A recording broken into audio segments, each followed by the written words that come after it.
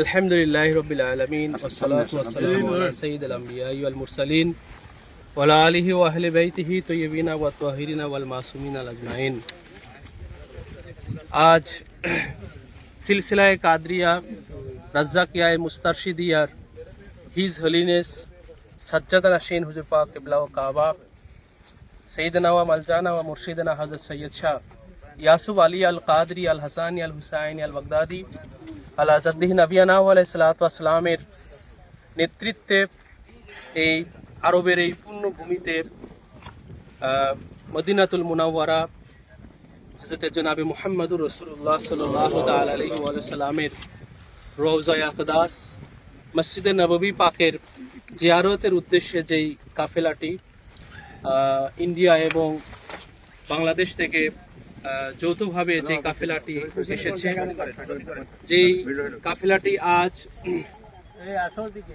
His হোলিনেসের মর্জি মোতাবেক, তিনারি হুকুম পাক মোতাবেক এবং তিনারি গাইডলাইন এবং মনিটরিংয়ে নজরদারিতে আমরা তিনারি ভক্তবৃন্দ গোলামেরা এই ঐতিহাসিক এই পুণ্যভূমি, এই গাদিরে খুম, এই ঐতিহাসিক এই ময়দানে আমরা উপস্থিত হতে পেরে আমরা আল্লাহ পাকের দরবারে বেশুমার শুকরিয়া আদায় করতেছি। আল্লাহু আকবার। এবং আমরা লাখো কোটি দুরুদ ও সালাম জানাই জনাবে মুহাম্মদুর রাসূলুল্লাহ সাল্লাল্লাহু আলাইহি ওয়াসাল্লামের কদমে আকদাসে,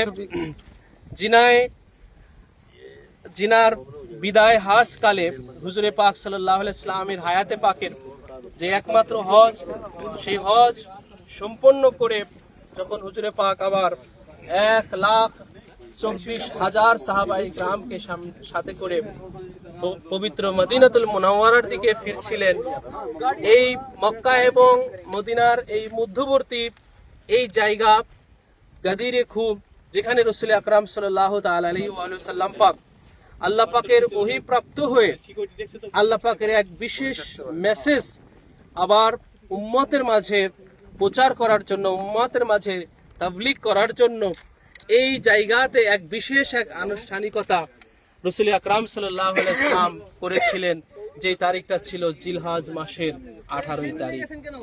রাসূল পাক সাল্লাল্লাহু আলাইহি ওয়াসাল্লাম এই পুণ্যভূমিতে এসে সমস্ত সাহাবায়ে কিরামকে আবার একত্রিত করে হুজুর পাক সাল্লাল্লাহু আলাইহি ওয়াসাল্লাম তিনি মাওলায়ে কায়নাত হযরত আলী কারামাল্লাহু ওয়াজহুল কারীমের হাত উঁচু করে ধরে, খুতবার মাঝে হাত উঁচু করে ধরে মাওলায়ে কায়নাত পাকের শানে ইরশাদ করেছিলেন, মান কুনতু মাওলাহু ফা আলিয়ুম মাওলা, আমি যার মাওলা আলীও তার মাওলা। এই সেই এই তাকবীর, আল্লাহু আকবার, এই তাকবীর, আল্লাহু আকবার, রিসালাত ইয়া রাসূলুল্লাহ, নারায়ে রিসালাত ইয়া রাসূলুল্লাহ, নারায়ে হায়দারি ইয়া আলী, নারায়ে হায়দারি ইয়া আলী, নারায়ে গাউস ইয়া গাউস, নারায়ে গাউস ইয়া গাউস। হুজুর পাক সৈয়দ শাহ কিবলা ও কাবা জিন্দাবাদ, হুজুর পাক সৈয়দ শাহ কিবলা ও কাবা জিন্দাবাদ। এই ইসলামের যে অন্তর্নিহিত বিষয়, সেটা এই জমিনে, এই খোলা ময়দানে নিহিত রয়েছে। যেই গাদিরে খুমকে আজ গাদিরে খুমের যেই প্রেক্ষাপট হতে, গাদিরে খুমের এই প্রেক্ষাপট থেকে মুসলমানেরা বিচ্যুতি ঘটার কারণে ইসলামের যে অন্তর্নিহিত যে ব্যাপার, সেটা থেকে মুসলমানদের বিচ্যুতি ঘটে গেছে। মুসলমানরা যেই ফিতনা এবং বিভ্রান্তির মধ্যে পড়ে গেছে, সেটা শুধুমাত্র এই গাদিরে খুমের অন্তর্নিহিত যে ব্যাপার, সেটা থেকে বিচ্যুতি ঘটার কারণে। যেখানে নবুয়াতকে বেলায়েতের মধ্যে ট্রান্সফার করা হয়েছে, যেমন একই পানি একটা পাত্র থেকে আরেকটা পাত্রে, যখন নবুয়াত যেমন একটা পাত্র, সেই নবুয়াত পাত্রের মধ্যে যেই অন্তর্নিহিত যেই ব্যাপারটা ছিল, সেটাকেই বেলায়েতের পাত্রে যখন ট্রান্সফার করা হলো, সেই জায়গাটাই হলো এই গাদিরে খুম। তো আমরা সেই মৌলা আলী আলাইহিস সালাতু ওয়াস সালামেরই জানশীন, ওনারই লাখতে জিগার, ওনারই বেটা औलाद সৈয়দনা মালজানা হযরত সৈয়দ শাহ ইয়াসুফ আলী আল কাদরি আল হাসানি আল হুসাইন আল বাগদাদি আলা জাদ্দি নবিয়ানা সাল্লাল্লাহু আলাইহি ওয়াসাল্লাম, ওনারই নেতৃত্ব, ওনারই মর্জি পাকে এই পুণ্যভূমিতে আমরা অনেকেই প্রথমবারের মতো আমরা এসেছি। আমরা আসতে পেরে আমরা নিজেকে ধন্য মনে করছি। আল্লাহ পাক এই ভূমির যে অন্তর্নিহিত যে ব্যাপার, সেটা আমাদের প্রত্যেকের দিলের মধ্যে আল্লাহ পাক কায়েম করে দিক, আমিন। এটা হচ্ছে এমন একটা জায়গা গাদিরে খুম, যে গাদিরে খুমে রাসূল পাক সাল্লাল্লাহু আলাইহি সাল্লামের বেলায়েতকে প্রতিষ্ঠিত করেছিলেন। তো এই বেলায়েতের মাধ্যমেই ইমামত কায়েম আছে। এই ইমামতের মাধ্যমে এখনো পর্যন্ত সাজ্জাদুন নসীন হুজুর পাক কিবলা ও কাবা প্রতিষ্ঠিত আছেন। এই বেলায়েতের মাধ্যমে আমাদের এই দরবার পাক প্রতিষ্ঠিত। আর এই 18ই জিলহজে এখানে গাদিরে খুমে যে ভাষণ দেওয়া হয়েছিল, এর মাধ্যমে ইসলামকে আল্লাহ পাক পরিপূর্ণ ঘোষণা করেছেন। আল ইয়াউমা আকমালতু লাকুম দীনাকুম ওয়া আতমামতু আলাইকুম নি'মাতি ওয়া রাদিতু লাকুমুল ইসলামা দীনান। আজকে এই ধর্মটাকে পরিপূর্ণ হলো, আর এই জায়গাতে ইসলামটা পরিপূর্ণ হয়েছে।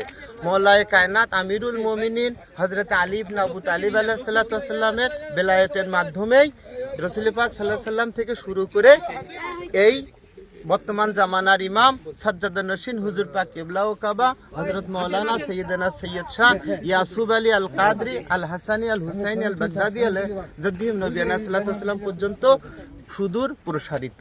মওলা আমাদেরকে, মওলা মুশকিল কুশার এই বেলায়েতের উপরে থাকা তৌফিক দান করেন। আপনারা এইখানে আপনারা দেখতে পাচ্ছেন কিছু পাথর দিয়ে ঘেরা আছে। এই জায়গাটা মানে একটা ঐতিহাসিক জায়গা। এই পাথর দিয়ে ঘেরা এই জায়গাটা যে আপনারা দেখতে পাচ্ছেন, এই জায়গাতে একটা মসজিদ তৈরি ছিল। এখানে একটা মসজিদ ছিল। সেই মসজিদে দেখেন একটা আকৃতি এখানে দেখা যাচ্ছে চারপাশে, এবং মেহরাবের আকৃতি দেখা যাচ্ছে এখানে। এই জায়গাটাতে এই ঘটনার পরে, সেই 18 জিলহজ ঘটনার পরে এখানে একটা মসজিদ নির্মাণ হয়েছিল।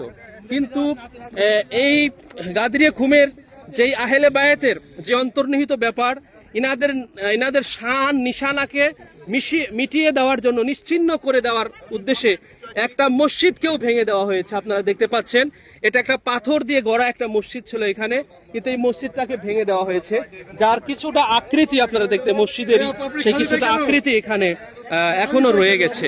তো এই স্মৃতিচারণা সমস্ত ইমাম ভক্ত, আহলে বায়াত ভক্তদের দিলের মধ্যে এই গাদরিয়া খুম জাগ্রত হোক। প্রত্যেক আহলে বায়াতের প্রত্যেক ভক্তর দিলটা গাদরিয়া খুমের জমিন হয়ে যাক, আমরা সেই আশা ব্যক্ত করে আল্লাহ পাকের দরবারে আমাদের প্রিয় মুর্শিদের কদমে শুকরিয়া জ্ঞাপন করে আমরা এই পুণ্য ভূমিতে আমাদের উপস্থিতি, আমাদের হাজিরি আল্লাহ পাকের দরবারে কবুল হোক, সেই কামনা আমরা রাখি, সবাই বলি আমিন।